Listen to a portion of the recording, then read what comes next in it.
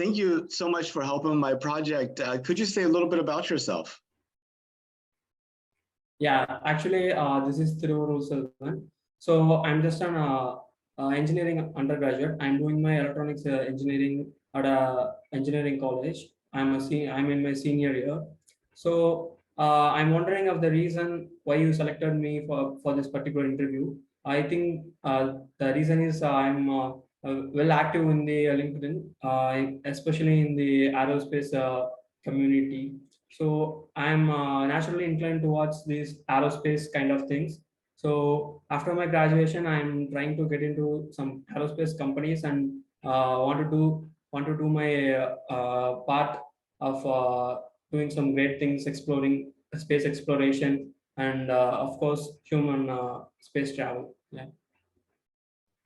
That's awesome. What got you into electrical engineering? When did that become an interest of yours?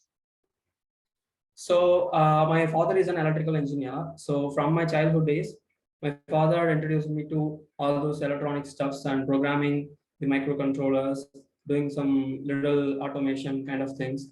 And my mother is a geology teacher. I had to my passion is to explore human biology, but my national interest was in mathematics and engineering. So I opted for first I opted for aerospace and engineering, of course, but due to lack of classical mechanics foundation, I was not able to get into any IITs. I hope you know those technological institutions. So I got placed into admission into some electronics engineering college. So that's the story. Yeah. I know the IITs are Yeah. what provided the engineers for Silicon Valley to do its Yeah. thing.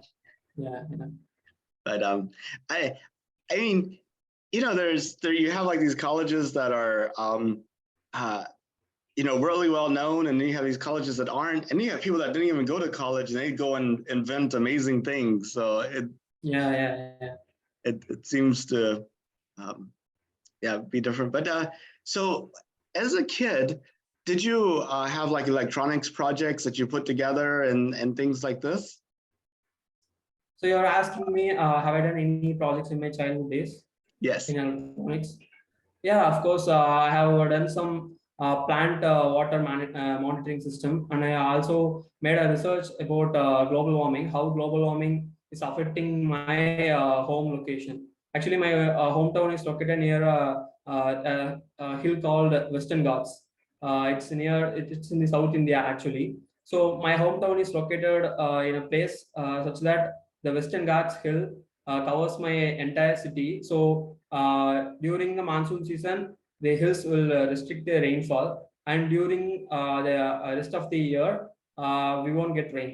So I analyzed the reasons for what is the reason for the reduced rainfall, and I analyzed the data of the dam reservoirs and daily rainfall data of like past 20 to 30 years. And I came to know that global warming is really affecting my hometown. And I wanted to give a really good solution. We actually we passed the limit of the limit where we cannot stop the global warming. So I wanted to give a real-time solutions to stop the climatic changes and the effects that are given by the climatic changes. So what I done is I done a weather modification project with the cloud seeding concept. So I developed an unmanned aerial vehicle model of a drone to carry the chemicals that is necessary to do the cloud seeding project. So I have done developing the flight controller that is needed for the unmanned aerial vehicle. Yeah, these are the things I have done in my high school days. So now I am doing some projects related to flight controller development for sounding rockets. Yeah. It's kind of interesting, as you're thinking about that, I was thinking about like Amazon drone deliveries and having them have to deliver stuff. So just thinking about space, you said you wanted to get into aerospace and actually apply your electronic skills and talents there. What are some areas that you want to work in? Like, So until now, I have discovered some electronics, necessity of the electronic things in aerospace. They are like critical flight control hardware and software integrated, and like of course to control the engines for a rocket we need electronics. Without that we can't precisely control the amount of fuel that is going to be burned in the engine chamber, and to navigate the rocket to where we want to go. If we want to go to the ISS, International Space Station, we need navigation systems that is going to work with the satellites and all those global positioning system that it is going to be embedded with. So and also like for mapping the data that we are fetching from the other planets and everything, we need sensors to get all those data from the planets and all those celestial objects. And also for the communication, we of course need electronic systems. Without electronic system, we cannot communicate from far places in the universe. So these are the communication, electronic sensors, and flight control hardware and software. These are all the domains I have explored till now. Yeah. Now, when it comes to things that operate in space, radiation and bit flips and things like this are a problem. Yeah. So for that, we are using like I know that NASA is using multiple computers to do a specific tasks in order to get rid of the redundancy that we get from the bit flips due to cosmic rays and those radiations. Yeah. Well, talking about NASA, did you know that NASA is planning to put astronauts back on the moon? Yeah, I know that. Like past before like 2 days, the Artemis 1 Orion capsule have been splashed down in the Pacific Ocean. So I know that NASA is planning to do another Artemis 2 mission to in order to with humans on board in order to make a trial run.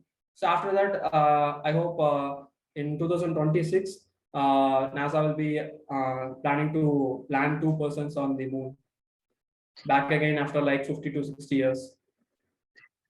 When and how did you find out about Artemis?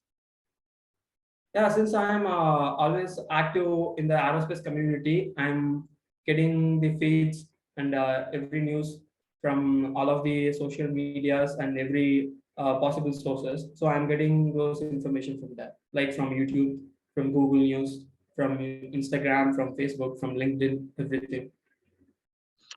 In addition to interviewing technical people like you who have an interest in space, I also try to interview just random everyday people at like coffee shops, at the airport. Okay.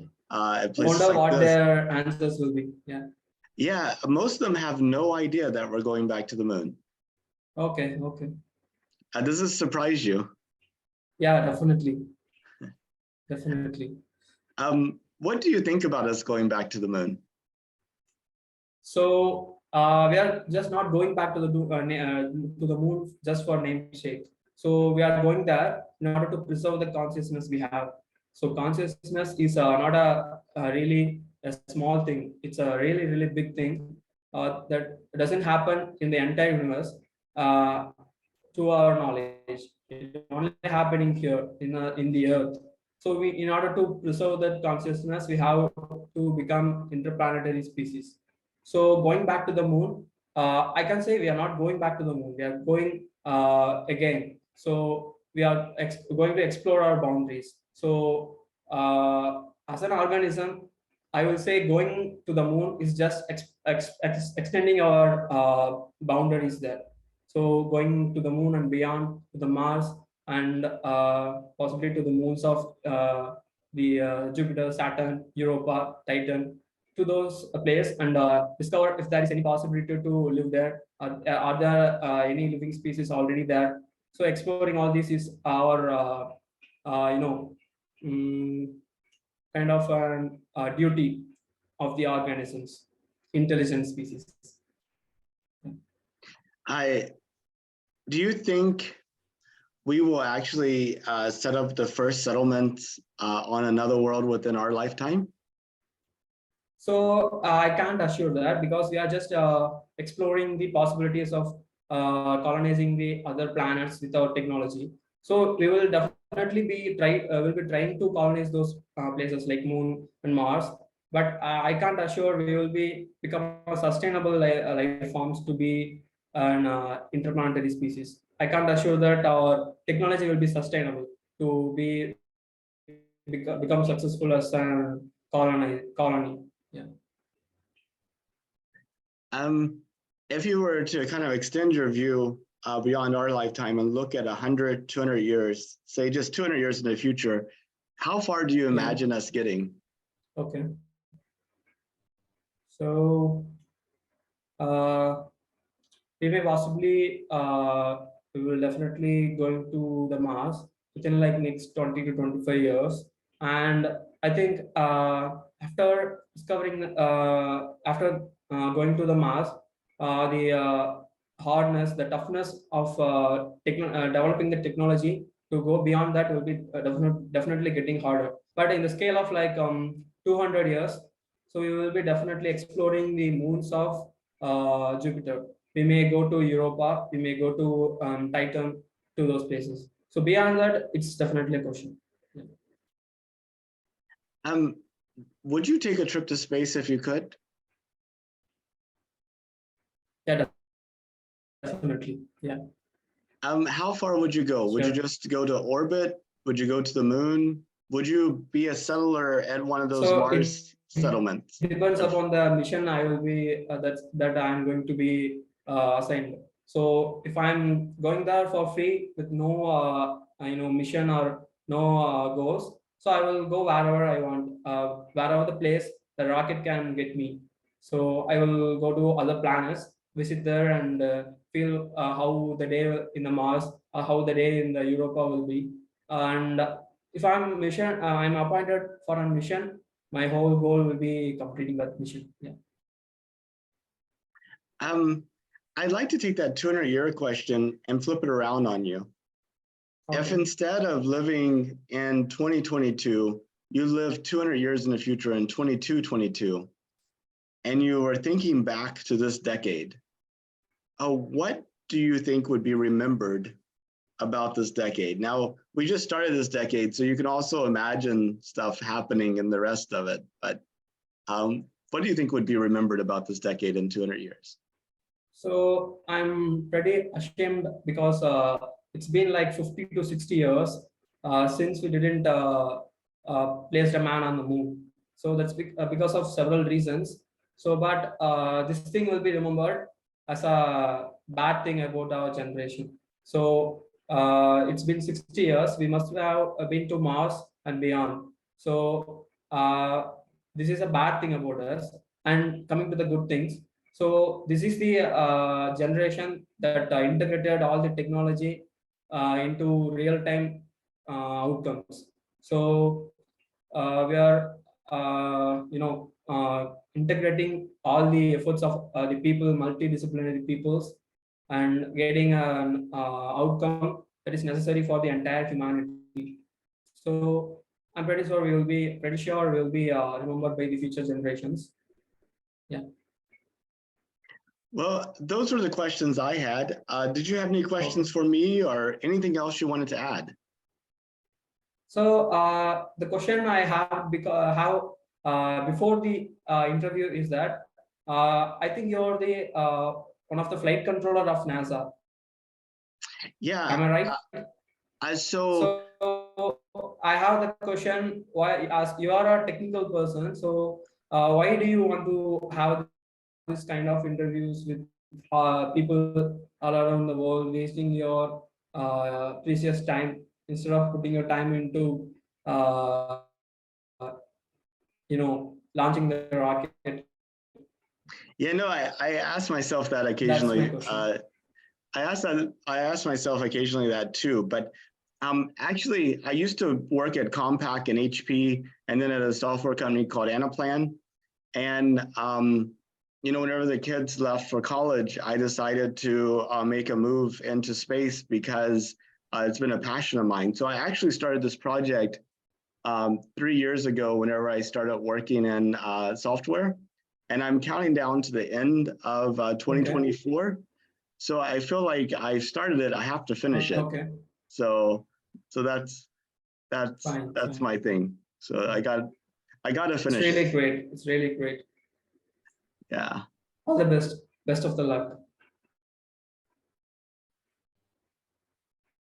But the flight control stuff, it's been exciting. It's been like a dream come true getting to work at NASA and seeing the mission control and the mission operations and everything. So I'm really happy. Yeah, it will be definitely exciting. Yeah. So I have. Can you give a piece of advice for me how to put my efforts and my skills to provide much to the humanity via the aerospace industry? How can I get into NASA? So I am from India. I definitely need to seek for American citizenship in order to work for NASA. Can you give a clear path how to do that? Yeah, the American citizenship part, I don't know. I know a lot of people come here on like, they either go to school here and they get like a STEM visa, so they get work experience and they get a company to sponsor them. Or, they marry somebody that's already American citizen, that helps make it quicker, I think. And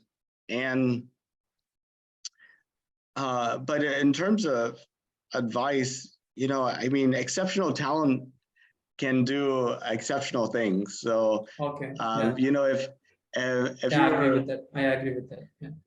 If you do some amazing project that really shows the skills that you have and your ability to make things happen, then things will happen for you. I think that's my thought. But is there any having people lots of who are connections. non-American citizens doing any part of their work in NASA?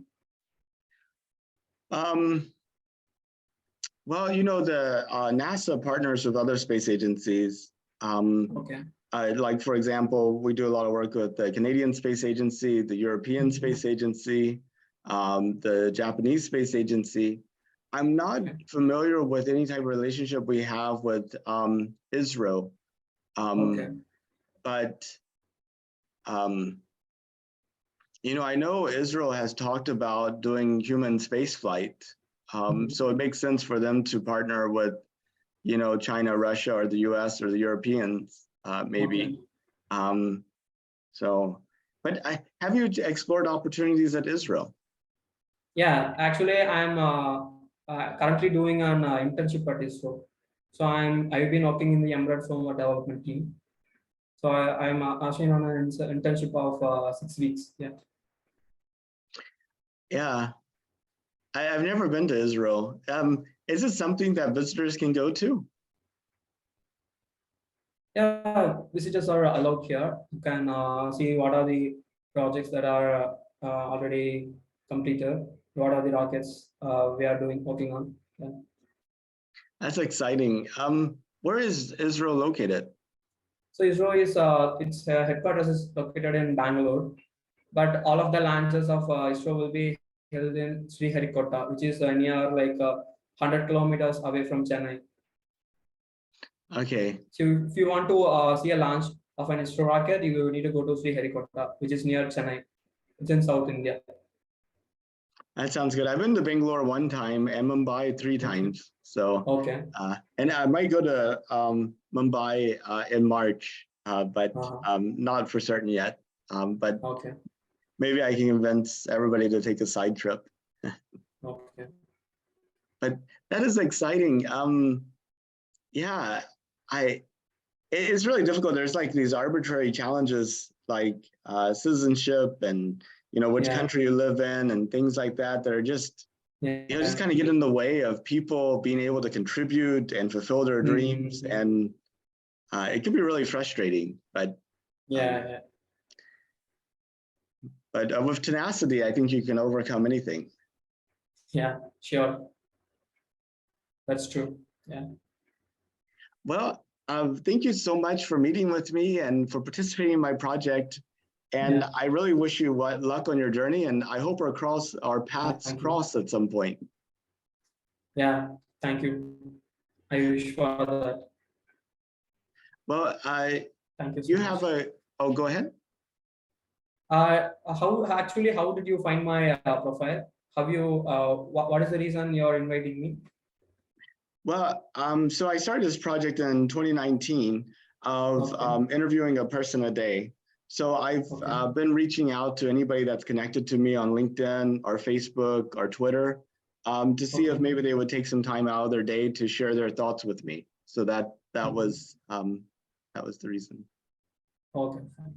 So you found me on LinkedIn? Yes, I think so. Yeah. So. Okay. This interview has been great. Thank you for the interview. Yeah. I really appreciate it. And anyway, best wishes and have a good rest of your day. Thank you. Thank you. Merry Christmas. So it's Christmas in like 10 to 15 days, right?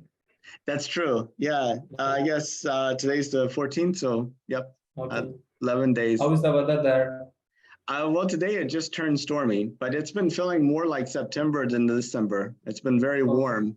Normally at this time of year, we have to turn on the heaters, but we've been having the AC still on. So it's I wonder if it's just going to be warm all winter or if we're going to have some really cold days. Like I think 4 years ago, we had a really rough February where it froze a lot. And, we had some unusually cold weather, but we'll see. Okay. Well, thank you very much. Take care. Yeah, Bye. sure. Thank you. You too. Bye.